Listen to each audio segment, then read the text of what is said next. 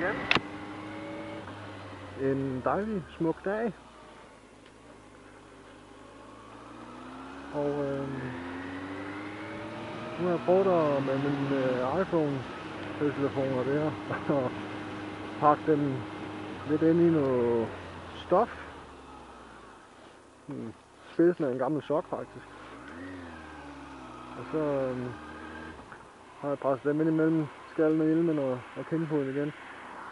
I håb om, at alt det der vindstøj, der er, det bliver reduceret. Men jeg tror bare, at det den fanger, det er altså bare den støj, der er i hjelmen. Og det kan ikke rigtig gøre noget ved. Og det er jo sådan en Arai hjelm, jeg har. Men jeg har prøvet med min Shubot C3, og det er meget samme støj. Og det kommer nok af, at vindspejlet det rammer lige under hagen. Så nu prøver jeg lige her, når jeg kommer ud på det lige stykke, så rejser nu op i fodbilerne. Så jeg sidder direkte ved den, ligesom hvis jeg sad på en naked cykel. Igen, det er en gammel Bandit. Det håber nok bare, ja. Nærlys. Tændt. Ja, check. Ham der skal jeg spænde sin. Nå, der var der en politibil der. Så holder det rigtig godt lige der. Busservogn i 100 slag. Nu her er det små 110. Så vi lige se vindspejlet. Sådan der. Så går vi op. Så siger støjen venstre, lige ud. Støjen til højre. Lige ud, lidt ned. Og så er vi køren igen. Ja, det er spændt på, om det virker det her.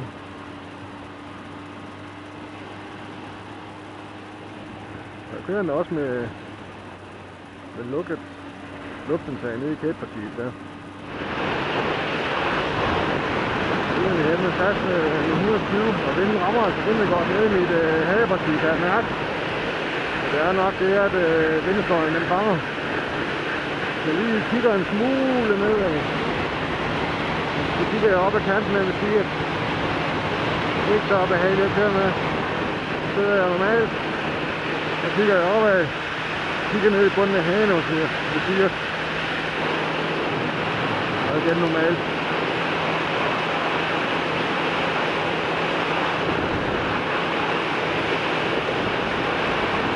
Igen, det var med den her til det her jo. Vi er bare nede og skyde. De der 80. Her. Det må jeg gøre 4 stykker der. Der er ikke så meget støj i min hjelm heller, så er det nok lidt nemmere at forstå, hvad jeg siger, og måske også bare høre en lille smule af motoren brummer. Og det er jo egentlig derfor, at jeg kører med ekstern mikrofon, det er for at få lidt mere motorstøj med, så man kan høre motoren arbejder. Jeg synes, fordi jeg gider at sidde og snakke så meget. Det er mere for at få motorstøjen med. Så folk kan høre, hvordan sådan en Yamaha den lyder. Jeg gider egentlig ikke bare redigere musik henover, det synes jeg er synd. Så spænder mig ham der ved Ragon der gennem gas efter byskiltet, der er bare et overhaleren.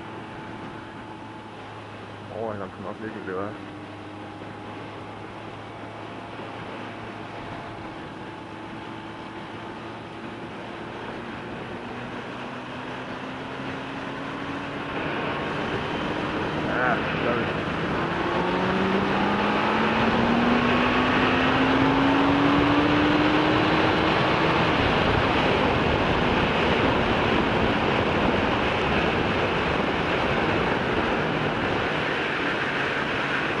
Op til en rundkørsel, jeg plejer til rundt i.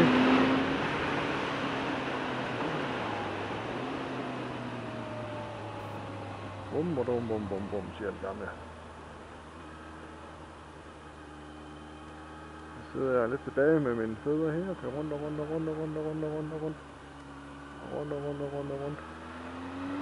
Jeg har så observeret, at min Yamaha er ved at blive lidt ustabil i foran. Jeg skal nok have skiftet kronrasleje. Så har jeg bestilt en tænker på, det er en 17 år gammel cykel. Det er der de originale kronrasleje i stadigvæk. Og det er den type, hvor det er de bitte små kugler, der sidder og kører med rundt, i stedet for rulleleje.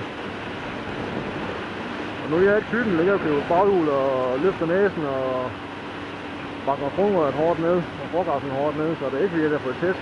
Men det er 17 år, jeg har haft cyklen i 8 år, ja, 6-7 år siden jeg skilte der og smurte det. Så de 300 kroner vil jeg godt give ud for det, for at få et kronersleje og nye paklåser til. Jeg har købt nogle på eBay, nogle pyramid lejer. Jeg ved ikke om noget der er godt eller hvad det er, det får vi at se.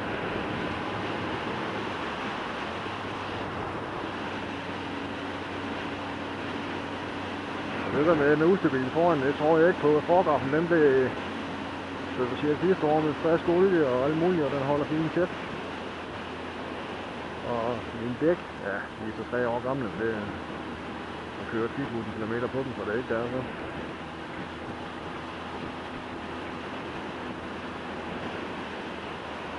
Den styrer den derfor. Der er bælter. Ja, turiste. Det kan der også være, at min baghjul ikke sidder helt lige med forhjul og flugter det, så det er derfor den ustabil svingende. Ja, så skal jeg lige over i Biltema og købe en af kædeværktøj.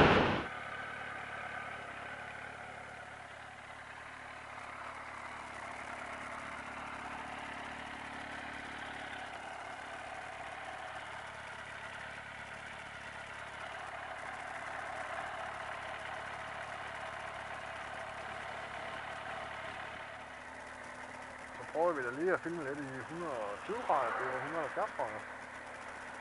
Så det bliver lidt mindre søsyge af at kigge på det. Den der fiskeøje-effekt der, den er lidt for og imod.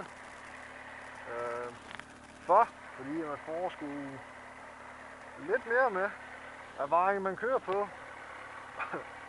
på omgivelser og det hele, kontra 120 grader, så får man ikke ret meget med. Jeg har lige drejet kameraet lidt opad, så håber jeg får lidt mere med af vejen igen. Jeg får nok lidt mindre af cyklen også. Den er jo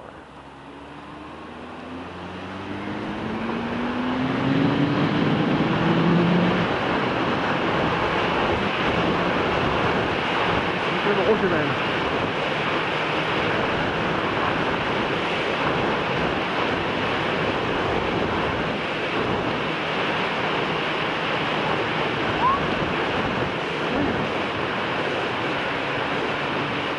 Som muligt.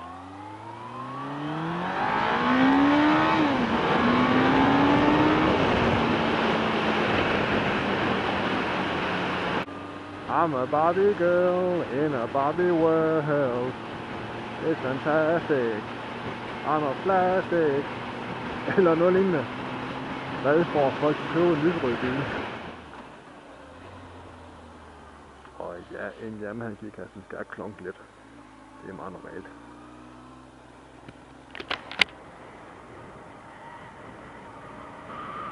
Den har aldrig svært med den. Jeg går i frigiver samtidig.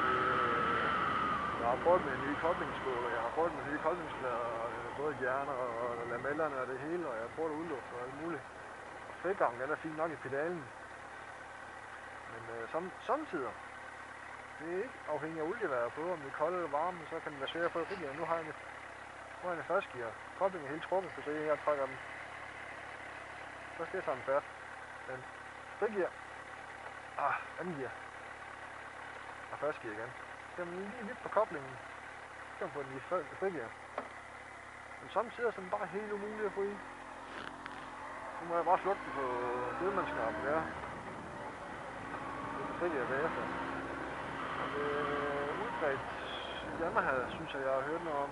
Jeg mener, det var bokse inden for galleriet, der har lavet noget på det, så der er 1000 gange over en nogle huller og nogle liter og frem tilbage for at få løst problemet med noget olietryk, eller hvad det var, han gjorde. Og det er det, der gør det, det er bare en skæv aktie, jeg har en, det ved jeg sgu ikke, men han har altid gjort det. Og synes, der er flere og flere andre, der har haft